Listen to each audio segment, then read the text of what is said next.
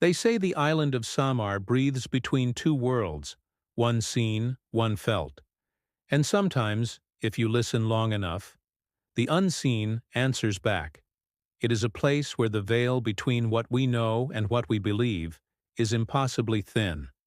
For centuries, whispers of a hidden city, Biringan, have echoed through these ancient jungles, stories of a place not on any map, a city of spirits and shadows. But what if these weren't just stories? What if Biringan wasn't just a myth, but a reality waiting to be understood? My name is Mara, and I'm a field researcher specializing in ethnobotany and forgotten histories. For years, I'd been chasing whispers of a legendary figure named Idai, said to be the first tambalan, or healer, whose knowledge of plants and rituals was so profound it bordered on the supernatural.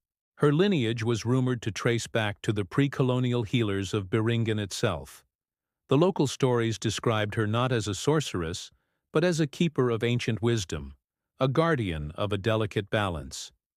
I arrived in Samar with my equipment: tape recorders, spectral analyzers, notebooks filled with academic theories, convinced I could find empirical proof, a scientific explanation for the legend. I thought I was hunting a ghost from the past, but I soon realized I was stepping into a living, breathing network that had existed long before me. My investigation led me to the remote river villages of Gandhara, where the old ways still hold sway. There, I met an elderly partera, a traditional midwife whose hands had welcomed generations into the world. Her home was filled with the scent of dried herbs and wood smoke, and her eyes held a depth that seemed to see right through my academic pretenses. I showed her my sketches of ancient sigils I'd found referenced in colonial archives, symbols associated with Ide. She simply smiled, a knowing, gentle expression. In the flickering candlelight she spoke to me, not in English, but in her native Waray. "An tambalan diri tagia han kahibaro," she said, her voice a soft rhythmic hum. "Gin papa huramla." Her grandson, who served as my guide, translated for me, "A healer does not own knowledge, it is only lent." She explained that Biringan wasn't a physical place you could find with a compass or a GPS. It was a state of being, a frequency. "To see Biringan," she warned, "you don't search for it, you surrender to it." Her words haunted me. Surrender? My entire career was built on searching, on proving, on defining. But as the days turned into weeks, the island began to work its magic on me.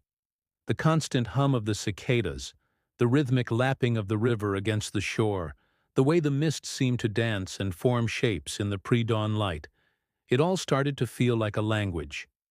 I began to understand what the partera meant. The knowledge of the tambalan wasn't a set of instructions. It was a connection, a living current that flowed through the land and its people. This current, they believed, was the shadow map. The shadow map wasn't a chart drawn on paper or etched in stone. It was a complex, invisible network woven from rituals, ancestral memory, and the natural energies of the land. The ley lines connecting sacred groves, the spiral patterns in river eddies, the very pulse of the island.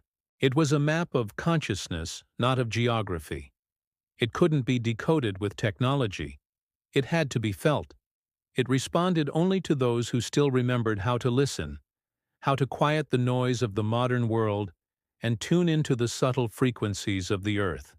I spent my days mapping the river systems, cross-referencing folklore with geological data, trying to find a pattern, a logical key. But every night, sitting by the water's edge, I felt the map in a different way. I felt it in the wind whispering through the bamboo, in the flickering dance of fireflies, in the deep, resonant silence of the jungle. One night, the line between my world and the other blurred completely. I was by the river, the moon hidden behind a thick blanket of clouds. The wind began to howl, not with aggression, but with a voice, carrying strange, melodic fragments.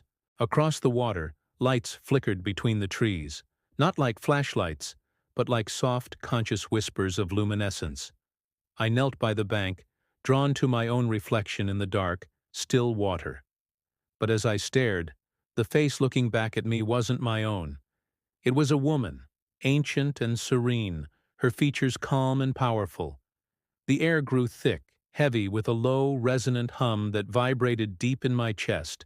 The world around me seemed to shimmer, the edges softening like a faint static on a screen, as if reality itself was becoming thin. In that moment I knew. I wasn't just observing the legend. I was a part of it. "Ide," I whispered, the name leaving my lips not as a question, but as a recognition. I returned to my tent, my heart pounding a rhythm that matched the hum of the river. The experience had shaken me to my core, but it had also given me what I came for: proof, not just recordings of strange frequencies or photographs of anomalous lights, but a deep, personal certainty. On my laptop were folders filled with my research, meticulously labeled Biringan proof. All the data, the audio files, the spectral analysis, the journal entries detailing my encounter. I had everything I needed to write the paper that would redefine my career, to prove to the world that these myths were real. My finger hovered over the upload key, ready to send it all to my university server. But then the Partera's words echoed in my mind: "A healer does not own knowledge. It is only lent."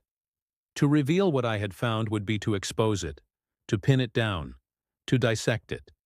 It would break the sacred balance, turning a living mystery into a scientific specimen. The shadow map wasn't mine to share. With a deep breath, I made my choice. I selected everything and hit delete. The screen went black. For a single, fleeting moment, the spiral sigil of Ide glowed softly on the dark screen, a silent acknowledgement, before fading into nothing. Months have passed since that night. I never published my findings. I left my academic life behind. They say a new healer has appeared in a small hut in Gandhara, one who uses songs no one has heard before, whose herbal remedies work in ways that defy explanation. They say a single silver leaf hangs from her ceiling, turning gently in the wind, a symbol of a promise kept. The stories continue, as they always have. On certain nights when the moon is just right, the rivers of Samar still hum with that low, resonant frequency, a sign, the elders say, that the keeper walks among us. The shadow map sleeps again, its secrets safe. The island breathes, its rhythm steady and deep. And somewhere, in the quiet space between science and spirit, between what can be proven and what must be believed, the keeper waits. Thank you for joining me on this journey into the heart of Samar's mysteries. If you're fascinated by the unseen world and the stories that connect us to it, make sure to subscribe and hit that notification bell. There are many more whispers to follow, many more maps to explore. Until next time, keep listening.